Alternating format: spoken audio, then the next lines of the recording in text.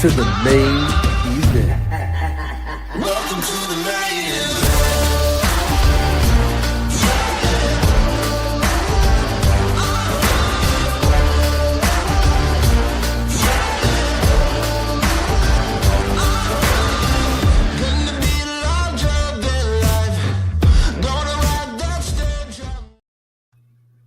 What's good, everybody? Welcome to the premiere episode of Ringside Ramblings. I'm your boy, TJ Gatsby, joined by the usual crew of the terrible trio. Go ahead, tell them who you are. Hey, man. WCW Commissioner live and in living color. We're going to talk about Halloween Havoc, preview the show, give our predictions for the show. And this is by far going to be our biggest WCW show that we've had yet. I feel like I say that at the beginning of every show, but this is definitely going to be one of the biggest ones. A lot of things happening, a lot of different companies coming together to just create something magical. You know what I'm saying? That's what we always try to do. So I'm very excited for this. Very excited. I'm excited for this. I really am excited for this. What's up, guys? Phil here. Kind of doing this a little bit on the fly, but I absolutely love it. You know, that's kind of what we do best. And, you know, we're here for it. And I cannot wait to talk about Halloween Havoc. I've seen what they have been doing. It's been fantastic stuff. So let's get ready to talk about it. Let's do it. Yeah, man. So this is going to be a new thing we're doing, Ringside Ramblings. When we get together for the big Efed shows and we discuss this, do little previews and predictions for everything. And, of course, with Halloween right around the corner, Halloween Havoc being this Thursday, of course, that's going to be the first one we're going to talk about, and there's a lot to talk about. So let's get into it, Loft. What we kicking it off with, man? So last night we saw the DWF Unforgiven show, and Wavy Eddie, the new World Heavyweight Champion, amazing triple threat against the Prodigy and Kenny Omega. Wavy Eddie came out as champion, and the Loft interrupted the media scrum and pretty much sent out a challenge to have Wavy Eddie run the ones against the Prodigy, locked in the Hell in a Cell to kick off Halloween Havoc for the DWF World Heavyweight Championship. I believe in the Prodigy, man. I'm just going to say this right now. I believe in him. The way that his career has started off, if people remember the early days of WCW, he was on one of the biggest losing streaks of all time, and then out of nowhere, he just turned the corner, and he turned into one of the most consistent superstars in WCW. So the fact that his career started off at one point and has progressed to the point where he's at now, even to the point where he's willing to throw it all on the line. Because he said if he loses, he's willing to hang up the boots, preferably at the end of the season, because there are some other things that are happening that WCW would like to have him a part of, you know.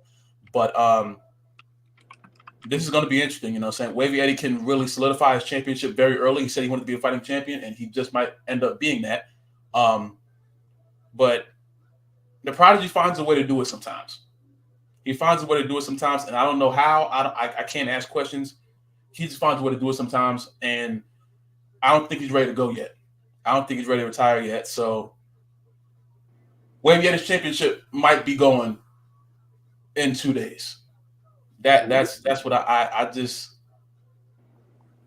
believe in the Prodigy. I believe in his determination. As much as he said that he's going to hang up the boots, I don't think he's ready yet. So that's my pick. Okay, Phil, what about you? What about you, man? What you thinking? Yeah, I've been seeing this thing go down between Prodigy and Wavy, and the fact that Prodigy put his career on the line is very, very interesting and as a whole other type of dynamic for this matchup here. But just like you, Loft, you know, the Prodigy, he's not going to go out without a fight. And I know Wavy Eddie is not going to be doing that as well. But when you put your whole entire career on the line, it just adds, you know, so much to what is already being up for grabs. So I'm actually going to go with the Prodigy myself here as well, because he's, like you said, he's not done yet. And the fact that this is for the DWF World Championship, man, there's a lot that we're going to be looking to see within this matchup here, and I don't think he's going to have his career end anytime soon. Okay. Now, a lot of people like to think that I might be. I just realized I had the wrong fucking one up here. Wait a minute. Oh, never mind. I'm right. Never mind. A lot of people like to think that as the DWF owner that I'm biased, and I'm not. Whoever my champion is, I'm behind them. When Prod was my champ, I was behind him all the way. He was bringing in the money, bringing in the ratings. He unfortunately lost that title. Now I'm hearing rumors that Eddie didn't deserve it. Eddie was the better man in that match, and he won. Now, did he pin Prod? No, he didn't. So to Prod's side, I will say Eddie did not pin Prodigy. Who knows what would have happened if it was just Eddie versus Prod? Well, now we get to find out. But I can say this. Eddie has been rising up through the ranks as of late, been proven that he deserves to be here in the spot that he's in. We saw him win the match to get him into the triple threat. He won it on his own accord.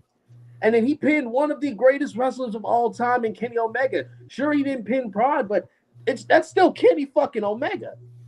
So if you ask me, as much as I respect Prod and everything he's done in his career, I gotta rock with Wavy Eddie for this one. I hear you, man. I hear you. Fair. It's going to be a good one. I think that's the right way to go about this match, because both of them, no matter how we feel about who's going to win, both of them have something to prove. And I do. That's why. That's crazy. And I do expect something to. I do expect a message to be said, but it's just when it's time for a message to be sent, there's certain superstars that rise to the occasion. I don't know. It's just, I don't know. I have a weird feeling about this one. But Something's going to come to a head for sure. Absolutely. It looks like the whole chat's kind of split down the middle too. We got a lot of people for Wavy Eddie. He's got a whole country behind him. Prod got supporters too. So yeah, it's definitely gonna be a good one to tune into. Absolutely. Definitely gonna be a great one. Absolutely. So next up, the man who says that he doesn't think that the DWF commissioner was behind him when he was world champion, Deontay, will be taking on Carmelo Knight in a no holds barred match. Now, this is another feud that Prodigy was involved in. He won the feud, which led him to moving on. But Tay and Carmelo Knight, they've still been having some issues backstage, on stage, beside the stage, above the stage. These two just don't like each other. These two just don't like each other. And I've seen Deontay do some crazy things. I've seen Deontay do some crazy things in WCW so far. He hasn't had a long run. He's done some things where I was not really expecting him to. But Carmelo Knight, he won the face of the WCW, tournament. He's been one of the most successful and consistent superstars on WCW as well. So I don't know. I just Deontay has something to prove. Deontay has something to prove in a major way, and I'm not sure if he's going to be able to, because I don't think that he is as motivated as Carmelo Knight is to win this match. I think Carmelo Knight has more on the line because he don't want to come back to that WCW locker room and have everyone laughing at him because he lost to Deontay. You know what I'm saying? But Deontay thinks that it should be routine for people to lose to him. You know what I'm saying? So it's a weird way to look at it, That's the way Deontay, that's the way he comes at it, you know what I'm saying? He comes out with the song. That's what he thinks, bro. He got the song, you know what I'm saying? You got the Money Night Raw song when he come out. You know what I'm saying? Whoa! Yeah, you know what I'm saying? So he come out, he lit, Never So gonna take me down. Yeah, I love that song. That's hard. Hey.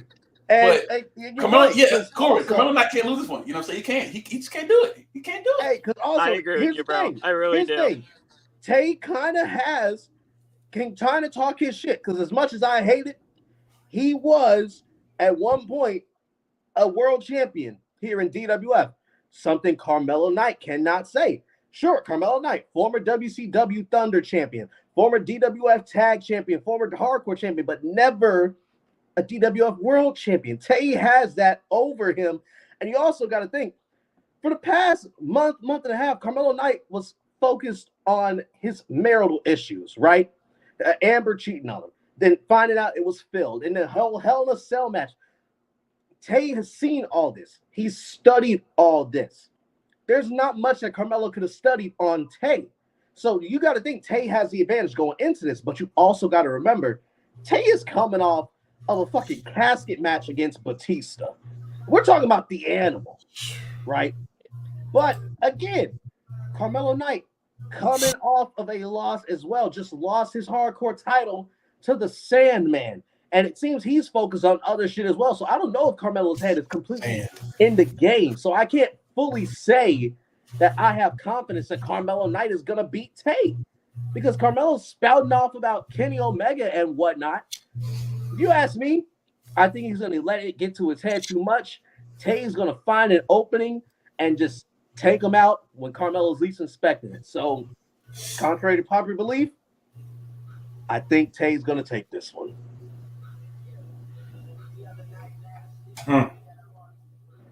I gotta go Mello, man. I gotta go Mello.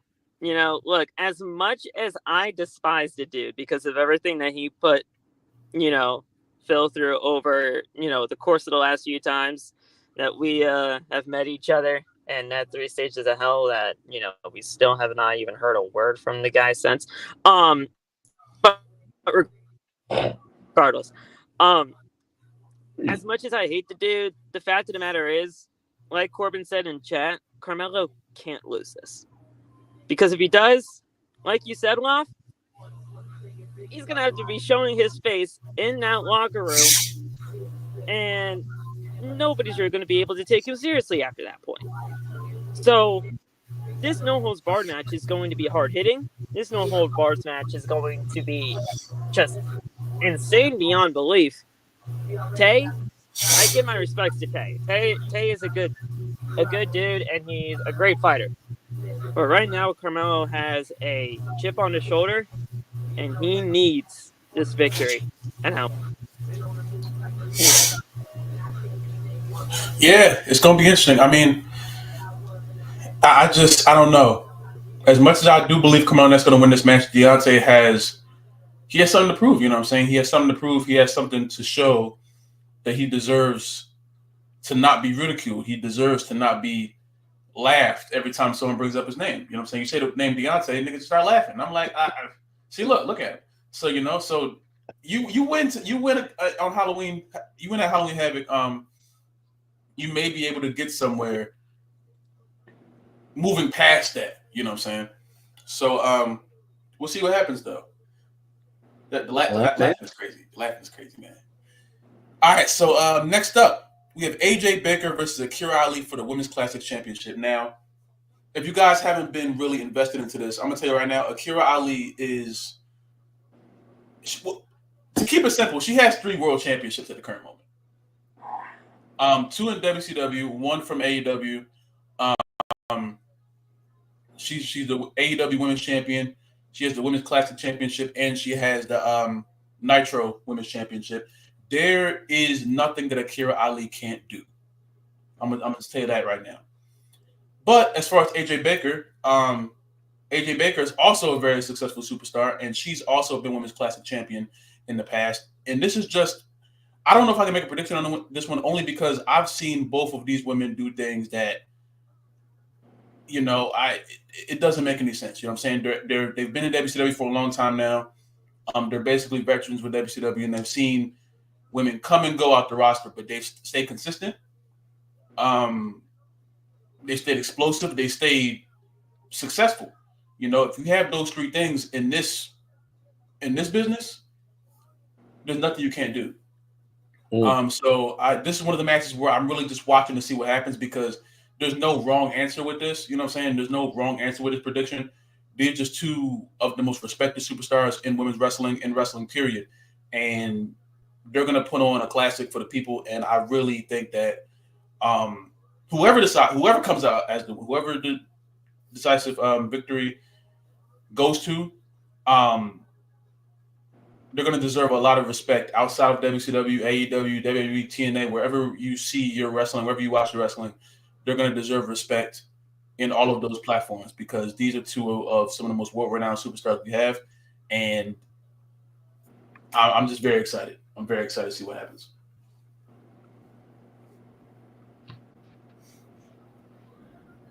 I see we got Corbin. Corbin's fully behind Akira Ali. Wavy Eddie thinks that AJ Baker probably gonna take it. She got that dog in her, She do. and She do. of course, lifelong AJ Baker fan. Uh, Me personally, I said it earlier. I rock behind my champions. Last night, AJ Baker dominated in the Renegade Women's Title Championship Scramble, and is our new Renegade Women's Champion. So I got to rock behind my champion, especially after the dominant performance she put on. And think about the women she was in there with: Samantha Evans, Trish Stratus, Roxanne Perez, and a new recruit Raven Ankle. She was holding her own. She was preventing pinfalls. She was playing offense and defense like she was prime LeBron out there, which is crazy because LeBron is still in his prime. So she out there, she balling like she 23, no Michael. I gotta rock with AJ Baker. I gotta rock with AJ Baker. I don't know, man. Yeah, I gotta go with AJ too. I gotta go with AJ too. You know, loving both of these ladies. I think with both of them have been fantastic stuff. But there's a reason why AJ is holding 3 women's championships within their respective companies. The fact of the matter is, something's gonna give when these 2 ladies do fight it out for that title. I just think AJ is going to be able to get the job done. Yeah, I mean it's something that you really can't predict this early. You know, you really can't predict what happens. It's going to be something where the crowd is going to be on their feet for the entire time. These 2 superstars that they don't have any beef with any people backstage. They're 2 of the most upstanding superstars on the roster. And, excuse me. WCW business right there. Talk to me. No, we're discussing the Halloween Havoc show right now. Oh, is that? Are we doing that for real? Yeah, we have the Nitro Championship and the Women's Class. Oh shit! okay, we might be getting an exclusive. What? Hey, listen, if she wants it out, hey. More women's? It has to do more women's? Hey, you know we love women's wrestling around here. Listen, we're live right now, so I'll make the call. It kind of changes our prediction and shit, but hey. Fuck it. All right, word. All right, so boom. This we're going to do right now. We have another women's champion, you know what I'm saying? If you don't know, we have the Nitro Championship, the Women's Classic Championship, which is the mid-card belt, and the WCW women's I keep forgetting the name of that damn belt. We have 4 women's belts on this roster. And Hot Coco has one of those championships, and she has thrown her hat into the ring. She wants to make this a triple threat. She was not expected to be on this Halloween Havoc show because I wanted to rest her because she's just coming off an injury. Surprisingly, she won the championship very quickly. So Hot Coco is now throwing her hat in the ring to make this damn near a triple title match happening at Halloween Havoc. So this may change predictions because now there's 3 women in this damn match. If you don't know about Hot Coco, let me just tell you something. A lot of people see her glamorous entrance. A lot of people hear her speak and they don't think that she can get it done in the ring. Let me tell you something. She's one of the most powerful superstars that we have on this roster. And again, she's also extremely consistent, extremely professional, and this kind of changed the dynamic of this match because Hot Coco hasn't been in WCW as long as AJ Baker and Akira Ali, so they very well could team up on her and just get her out the way because they see her as the rookie. You know what I'm saying? So yeah, this definitely changed the dynamic of the show. I don't know. I don't know how this is gonna go. This is Mm. I wasn't really expecting that, but I mean, I still can't make a prediction about this match. I really don't know, especially with how Coco in the match now. This could go anyway. Mm. See, when you add in someone like Hot Coco, like you said, they might see her as rookie. I see her as the underdog. I see her as right now she got nothing to lose going into this match and everything to gain. Right, so she gonna be hungry. She gonna be hungry like a dog out on the street that ain't ate in about a week. So I still want to ride with my champion AJ Baker, but the dog in me, the wrestling fan in me, wants to put all my chips behind Hot Coco. So AJ Baker, it's still love. I still thank you for everything you're doing for DWF, but the wrestling fan in me says I got to go with Hot Coco on this one. I don't know, man. This is. Phil, how you feeling, man? I don't know how this is gonna go, man. I really don't know how this is gonna go now. I don't know much about Hot Coco. So this is going to be very interesting for me in itself because now this is going to be the first time for me getting to see her in action. So the ultimate underdog type story for Hot Coco here. I definitely see where you're going with that, Teach. But for whatever reason, you know what? I'm just going to stick with my pick. I'm going to stick with my pick. I'm going to stick with AJ Baker and we'll see where things go. But now adding Hot Coco into the mix is going to be a very interesting situation heading into that matchup. And who knows? That underdog could come out as champion when it is all said and done. All right, man.